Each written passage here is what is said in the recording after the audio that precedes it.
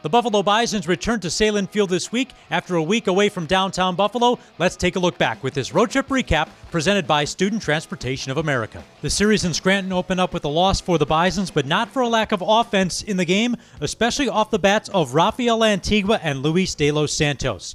For De Los Santos, just back down from the big leagues, hit a 3-run home run at the top of the second inning that gave Buffalo a 3-1 lead at the time as Damiano Parmigiani and Josh Kasevich reached base before the 3-run blast for De Los Santos, his 4th of the season, giving him 12 RBIs. And then after a back-and-forth effort, the Bisons got within one, 5-4, when Rafael Antigua hit a solo home run in the top of the 6th inning. That's as close as Buffalo would get.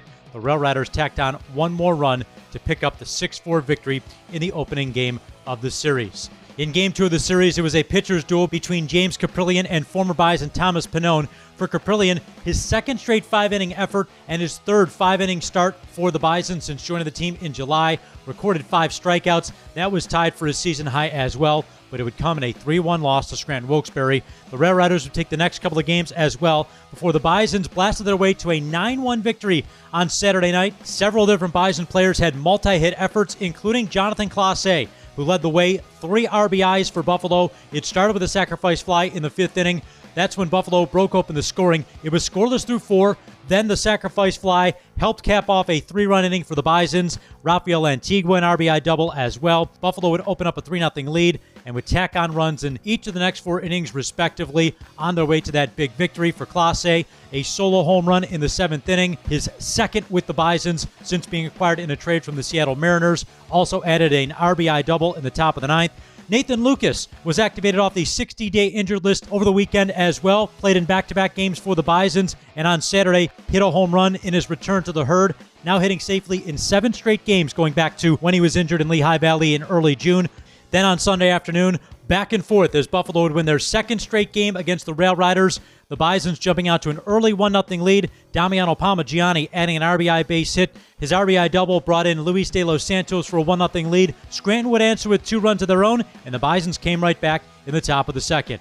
An RBI ground out by Max McDowell, one of his 3 RBIs on the day. He would cash in 2 more in the 4th, tacking on to the Bisons' lead with a 2-run double into the left field corner for the Bisons.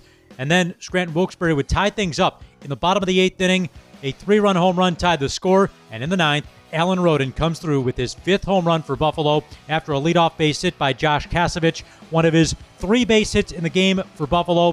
Finished out the series 5 for 8 over the last 2 days in Moosic, and then Roden with the 2-run home run that was the difference, giving Mason Fluharty his 5th win in a Bisons uniform, and Jose Quas recording his 2nd save of the year. Now the Bisons return home for the first matchup since the American Association days against the Omaha Storm Chasers. Buffalo has not faced the AAA affiliate of the Kansas City Royals since 1997, just 3 homestands to go in the 2024 season.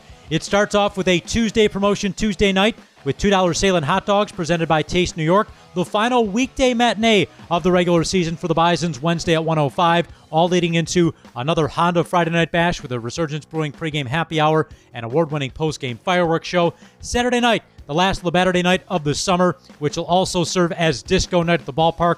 Wear your favorite disco gear and win some great prizes and have a chance to win beer for a year as well. And on Sunday afternoon, another family fun day Sunday with a pregame mascot meet and greet. Post-game kids run the bases, but it is also back to school and Carnival Day at Salem Field, where the first 2,000 through the gates will receive the Shoe Charm giveaway presented by New York's 529 College Savings Program. For this road trip recap presented by Student Transportation of America, I'm Pat Malacaro.